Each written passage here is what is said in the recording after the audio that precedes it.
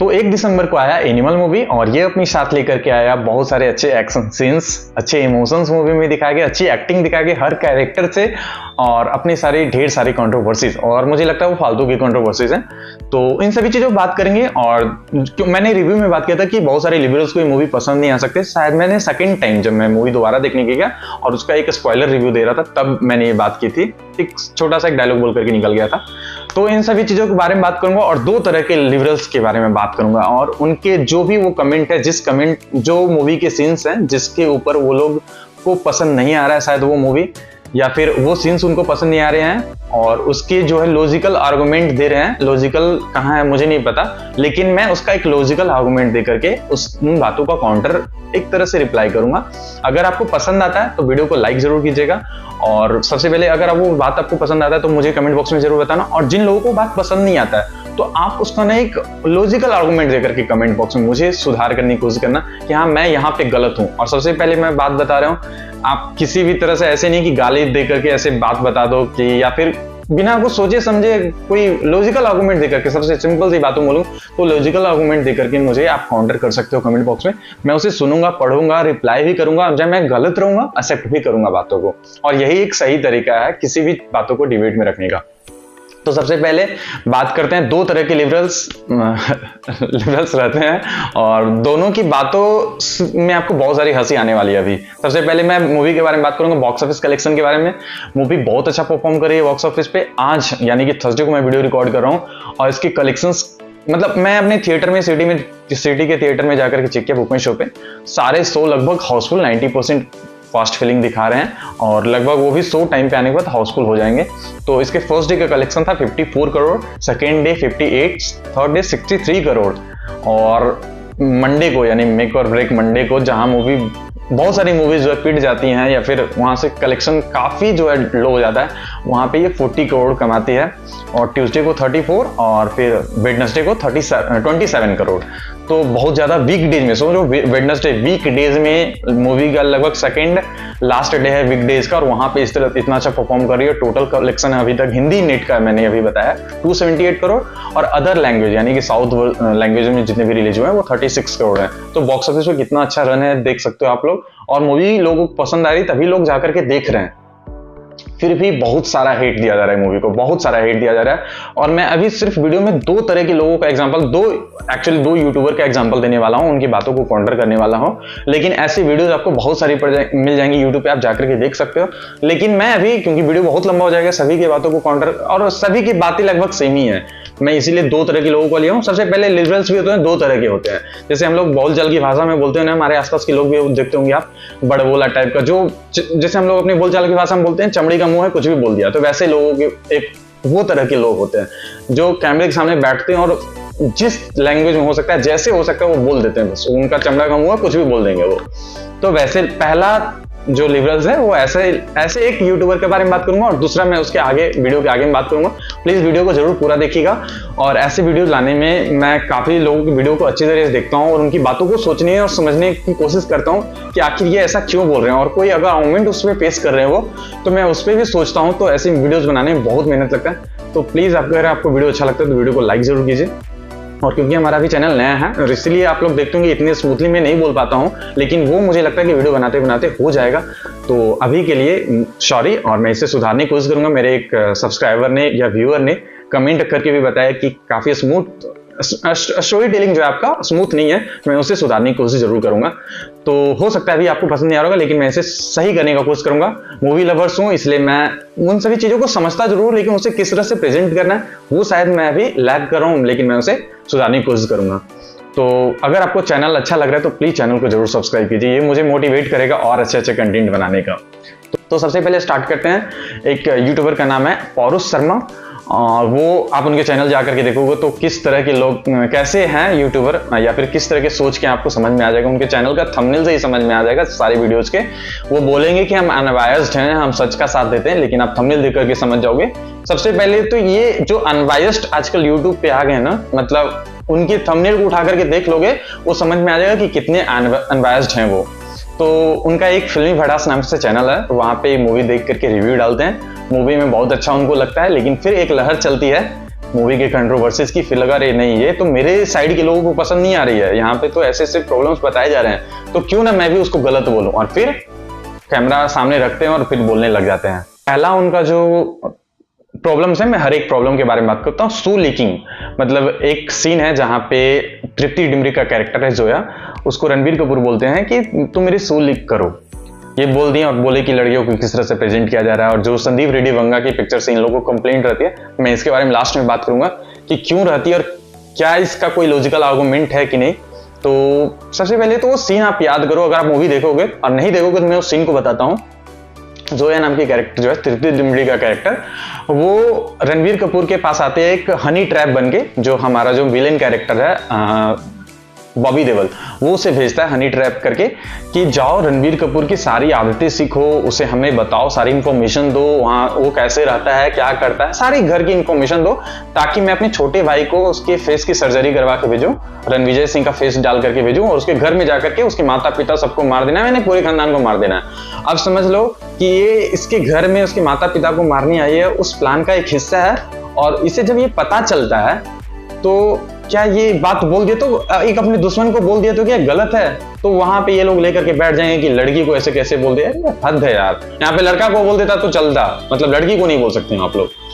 तो पहला पॉइंट तो ये था। दूसरा पॉइंट है, एक ही एक्शन दिखाया जा रहा है मूवी में। अभी इनको मूवी में पसंद आया था, मूवी रिव्यू में, लेकिन जब ये लहर देखे ना ये ऐसे चीजों का, तो फिर बोल रहे हैं कि सेम एक्शन दिया गया। और फिर गला रेतने वाला जो सीन है, मैं किस सीन के बारे में बात कर रहा हूँ, लास्ट का जो सीन है बॉबी देओल का, क्योंकि ये स्पॉइलर इसमें बहुत सारे हैं। अगर आपको स्पॉइलर नहीं चाहिए मूवी के बारे में, और मुझे लगता है स्पॉइलर से कोई फर्क नहीं पड़ रहा है, मूवी में आप जाओ, एक जिस तरह से एक नॉर्मल स्टोरी को जिस तरह से प्रेजेंट किया ना संदीप रेड्डी वंगा, वो खूबसूरत है, वो इस फिल्म की खूबसूरती है। मुझे नहीं लगता कि स्पॉइलर से बहुत ज्यादा फर्क पड़ेगा, लेकिन फिर भी आपको स्पॉइलर नहीं चाहिए तो प्लीज आप वीडियो को नहीं देखिए, मूवी देखने के बाद आप इस वीडियो को देख सकते हैं।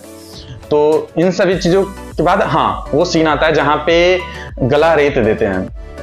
बोलेंगे क्या इतना वॉयलेंस दिखाना चाहिए था? क्यों नहीं दिखा सकते हैं भाई? वो डायरेक्टर का मन है, ए रेटेड दिया गया है, वो दिखा सकते हैं। वो आप दूसरी मूवी में जॉन विक देख लो या फिर जितनी भी केजीएफ देख लो, ये सारी मूवीज में आपको वॉयलेंस पसंद आएगा, लेकिन ये मूवी संदीप रेड्डी वंगा की इसलिए पसंद नहीं आ रही आपको।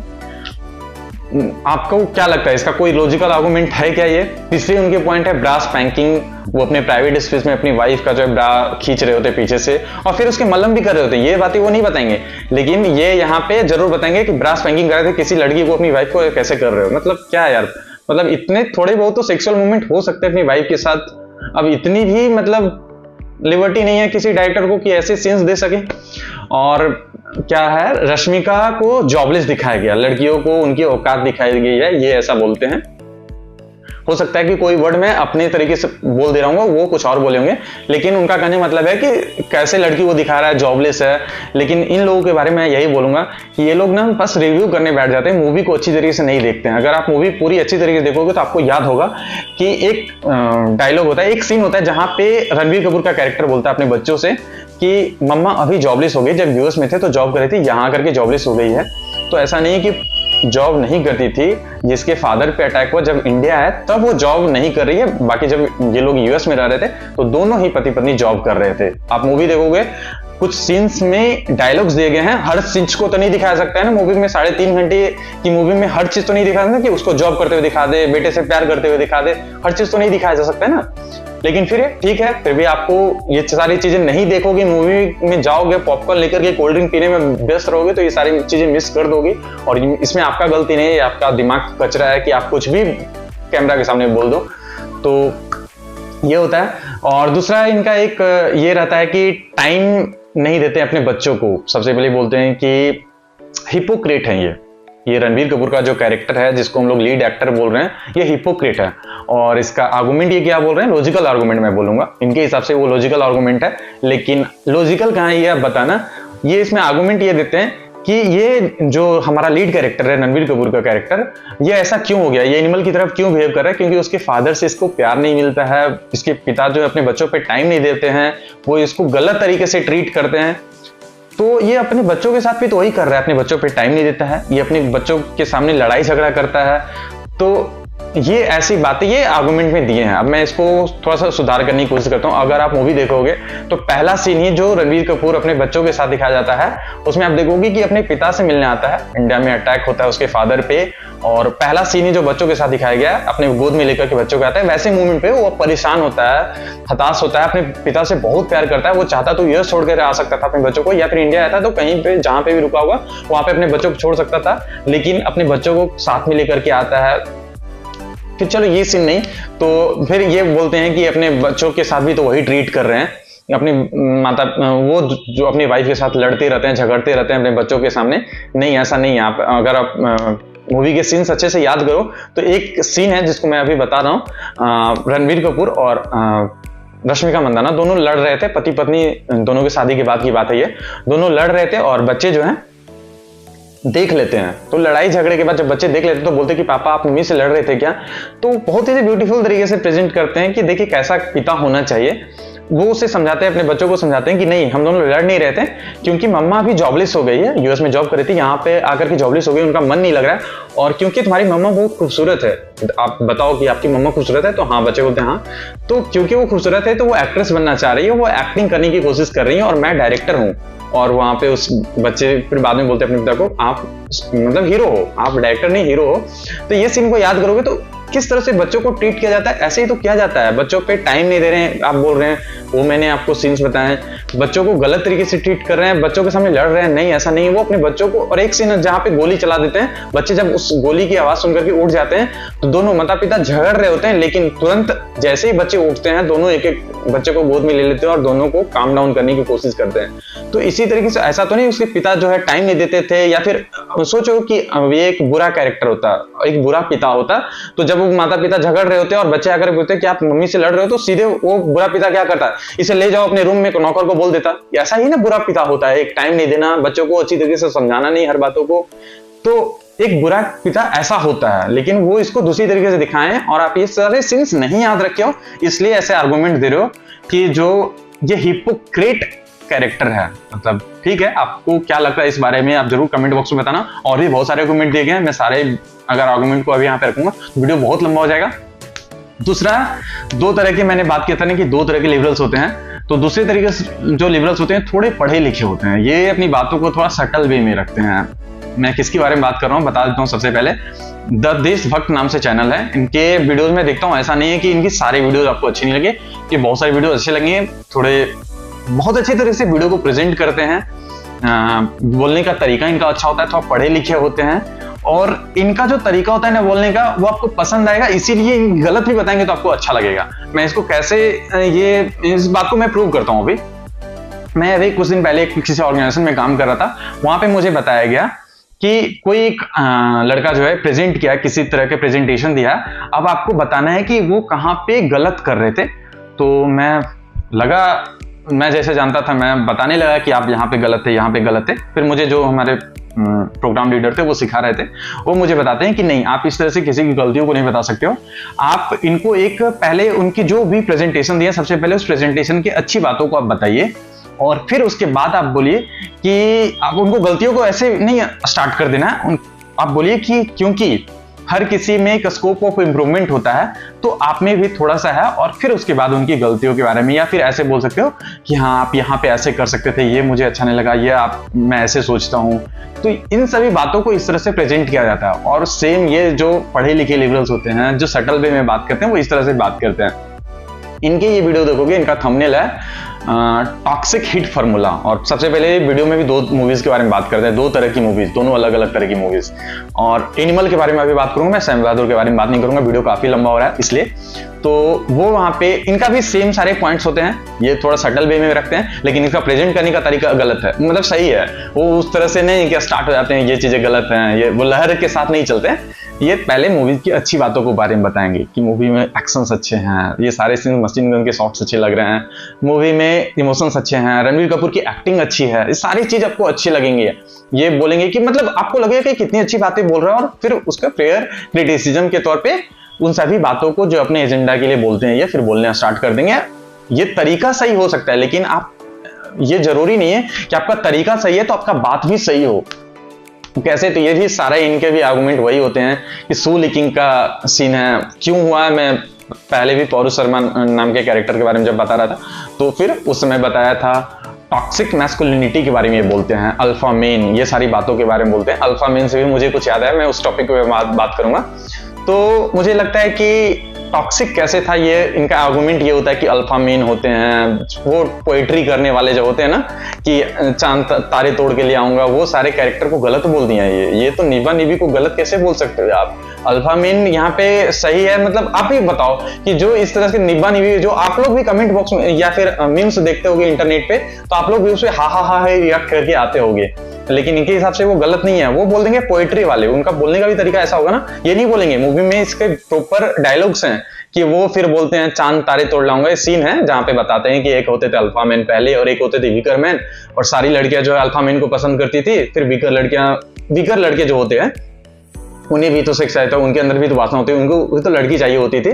तो फिर पोएट्री करना स्टार्ट कर दी, वो बोलने लगे कि चांद तारे तोड़ लाऊंगा। ये सारी बोलने वाले लोग के बारे में बताएं कि ये लोग अच्छे नहीं है, मैं अच्छा हूं, और वे उनका साइड है, वो ऐसे सोचते हैं, वो दिखा रहे हैं। मूवी का टाइटल ये एनिमल, वो ये नहीं बोल रहे कि ये आदर्श हीरो है, ये आदर्श बेटा है, ऐसा नहीं दिखाया गया मूवी में। संदीप रेड्डी मंगा क्लियरली बता रहे हैं कि एक एनिमल के साइड का मूवी दिखा रहे हैं कि ये वो इस तरह का कैरेक्टर ही है। अब आप ऐसे सीख रहे हो इससे, तो ये आपकी गलती है। आप बताओ कि अमरीश पुरी के फैन नहीं थे क्या? तो अमरीश पुरी जो करते थे मूवी में, आप वो करने लगते थे क्या? शक्ति कपूर बहुत सारी मूवीज में रेप करते दिखते होंगे आपको, तो क्या रेप करना स्टार्ट कर देते थे आप? नहीं ना। तो ये पता नहीं कहां से ये लोग कहां से लाते हैं ये सारी चीजें। आप, मुझे तो काफी हंसी आती है वीडियो देख करके, लेकिन मुझे लगा कि आप लोगों के सामने रखना चाहिए। एक और कमेंट, बहुत सारे ऐसे मैंने देखा। एक बात और बताता हूँ, जैसे जयदेव उनादकर जो क्रिकेटर हैं, वो एक ट्वीट करते हैं जहां पे वो भी अल्फा मेन और ये सारी चीजों के बारे में बताते हैं, फिर ये ट्वीट डिलीट भी कर देते हैं। इनको एहसास हो जाता है कि लोग जब कमेंट करने लगते हैं, इनको एहसास होता है कि नहीं मैं गलत था यहाँ पे, और फिर जाकर के आप सोचो ना कि एक क्रिकेटर है, ये केजीएफ के बारे में नहीं बोलने आएंगे, ये टाइगर 3 के बारे में नहीं बोलेंगे कि वो रॉ एजेंट जाकर के पाकिस्तान को बचा रहा है, वो ऐसी बातों के बारे में बोलेंगे। मैं अभी भी उन सब चीजों को गलत नहीं बोल रहा, मैं केजीएफ का मूवी मुझे अच्छी लगी थी, टाइगर 3 भी जैसी थी मैं बताया, इन्हें बोला कि ऐसी मूवीज बनना बंद हो जाए, इनके हिसाब से ऐसी मूवीज बनना बंद हो जाए, जो कि मुझे लगता है कि ये सारी मूवी एग्जाम्पल है, ऐसी मूवीज बनाओ आप, ऑडियंस इसके लिए तैयार है। और ऐसा नहीं कि गलत दिखाओगे तो गलत सीखेगा, ये उसकी गलती है, ये आपका दिमाग का कचरा है। पौरुष शर्मा के बारे में एक और बात मैंने बताया, उन्होंने संदीप रेड्डी मंगा के बारे में बहुत देर बात की और उन्होंने बोला कि ये उनका कचरा दिमाग का, ये वैसा सोचते हैं और ये उनके दिमाग के अंदर का चीज है जो वो मूवी में प्रेजेंट कर रहे हैं। तो आज तक आपने जितनी भी मूवी देखे होंगे और जितने भी विलेन वाले कैरेक्टर देखे होंगे, क्या वो डायरेक्टर का दिमाग का चीज है या फिर एडिटर का या फिर राइटर का? वो नेगेटिव कैरेक्टर है, वो ऐसा ही दिखाएंगे उसको। वीडियो काफी लंबा हो रहा है और मैं इसके बारे में बहुत ज्यादा बात करना चाहता हूं, लेकिन क्योंकि लंबा वीडियो हो रहा है, आप लोगों को शायद वो पसंद आया ही नहीं। लेकिन अगर मैं कहीं पे गलत हूं तो प्लीज आप उसको कमेंट बॉक्स में जरूर बताओ, अच्छी तरीके से बताओगे तो मुझे और ज्यादा अच्छा लगेगा। और अगर आपको वीडियो अच्छा लगे तो प्लीज चैनल को जरूर सब्सक्राइब कीजिए, क्योंकि मेरा चैनल नया है, और वीडियो को लाइक जरूर कीजिए और शेयर भी कीजिए इस वीडियो को अगर आपको अच्छा लग रहा है तो। देखते रहिए यो अल्टीमेट गाइड।